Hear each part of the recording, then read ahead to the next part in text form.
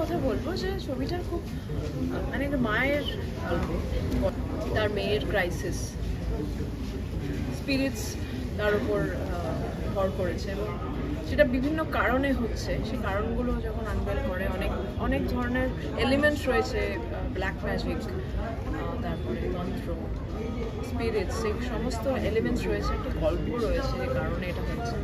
তো অবশ্যই এটা একটা মানে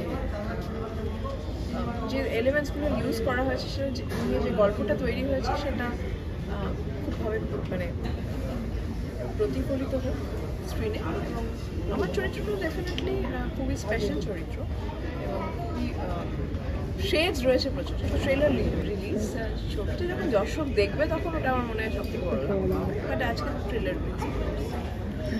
ছবির ট্রেলার লঞ্চ, এরকম একটা চরিত্রে কাজ করে তোমার অভিজ্ঞতা কেমন ছিল? অভিজ্ঞতা ওই যে বললাম খুবই ভালো, কারণ গল্পটা আমার খুব ভালো লেগেছে।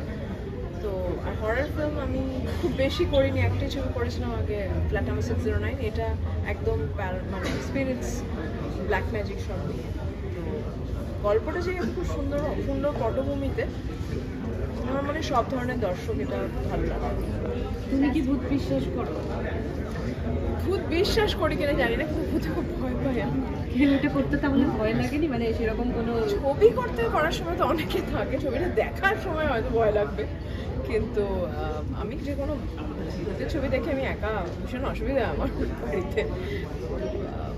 জেনারেলি আমি দিনের বেলা ভূতের ছবি দেখি। ছবির ট্রেলার লঞ্চ হচ্ছে, তো অবশ্যই ট্রেলার দেখে জানাবেন যে আপনাদের কেমন লেগেছে, আপনাদের সাজেশন ডেফিনেটলি মানে এটার জন্যই তো আমরা মুখে আছি। 14 সময় ছবিটা রিলিজ, পরিমণি প্রেক্ষাগৃহে গিয়ে, সিনেমা হলে গিয়ে দেখতে যাবে। মানে সেটা সবসময়তে গিয়েই, মানে সকালবেলা শুধু নয়, মানে যারা ভয় পায় না, তুমি যেরকম বললে, অনেকে ভয় পায় এবং অনেকে ভয় পেতে চায়। হরর ছবির দর্শক থাকে যারা হরর ছবি দেখতে চায়, অবশ্যই এই ছবিটা থেকে ডেফিনেটলি ভয় লাগবে এবং ভালো লাগবে। পটভূমিতে তৈরি সব ধরনের দর্শকের জন্য। Thank you.